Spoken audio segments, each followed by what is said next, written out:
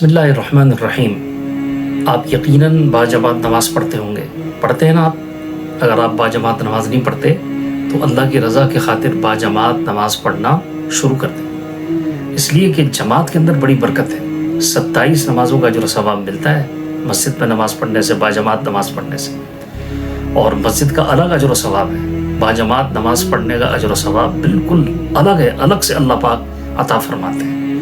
اور گھر میں اگر آپ نماز پڑھ لیں گے تو ذمے سے فریضہ تو ساقط ہو جائے گا، لیکن 27 نمازوں کا اجر و ثواب وہ آپ کو نہیں ملے گا، اور مسجد کا جو مستقل اجر و ثواب ہے وہ بھی نہیں ملے گا۔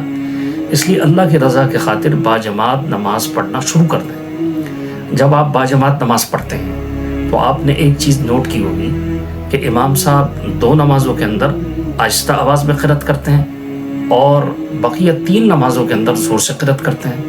ظہر میں اور عصر میں آہستہ قرأت ہوتی ہے، اور بقیہ 3 نمازوں کے اندر فجر، مغرب اور عشاء اس کے اندر زور سے قرأت ہوتی ہے۔ آخر اس کی کیا وجہ ہے؟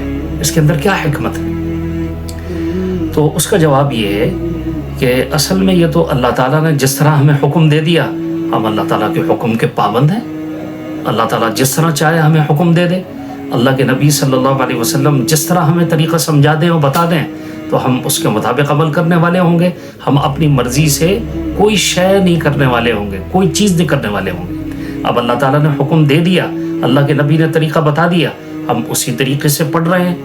تو اصل جواب تو اس کا یہی ہے، لیکن اس کا ایک پس منظر بھی ہے، اور پس منظر اس کا یہ ہے کہ ابتدا میں شروع زمانے میں حضور پاک صلی اللہ علیہ وسلم تمام نمازوں کے اندر زور سے قرأت کیا کرتے تھے، اور اس کی وجہ سے پھر ہوتا یہ تھا کہ مشرکین جمع ہو جاتے، اور جمع ہو کر آپ صلی اللہ علیہ وسلم کی نماز میں خلل ڈالنے کی کوشش کیا کرتے تھے، شور شبہ کرتے، اشعار پڑھتے، آپ صلی اللہ علیہ وسلم کو العیاذ باللہ ثم العیاذ باللہ برا بلا کہتے تھے، کیونکہ قرآن کریم کے اندر توحید کا بیان ہے، تو توحید ان سے بالکل ہضم ہی نہیں ہوتی تھی، بالکل برداشت ہی نہیں ہوتی تھی۔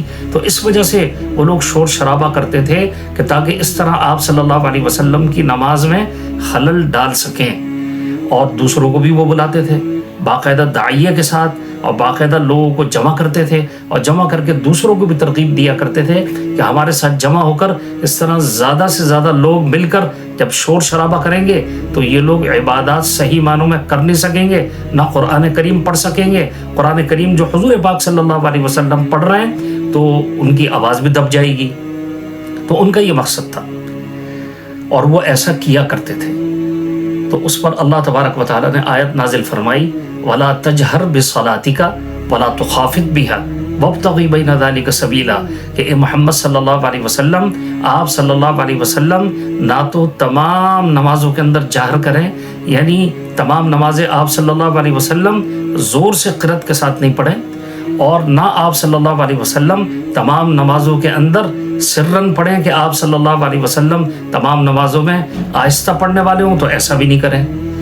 وَابْتَغِ بَيْنَ ذَلِكَ سَبِيلًا، بلکہ آپ صلی اللہ علیہ وسلم کوئی درمیانی راستہ نکالیں اور درمیانی راستہ ڈھونڈیں، اور درمیانی راستہ اس کا طریقہ بھی بتا دیا گیا کہ درمیانی راستہ یہ ہے کہ جو دن کی نمازیں ہیں، جو دن کی روشنی میں پڑھی جاتی ہیں، جیسے ظہر ہے اور عصر ہے، تو اس میں آپ صلی اللہ علیہ وسلم آہستہ قرأت کیا کریں۔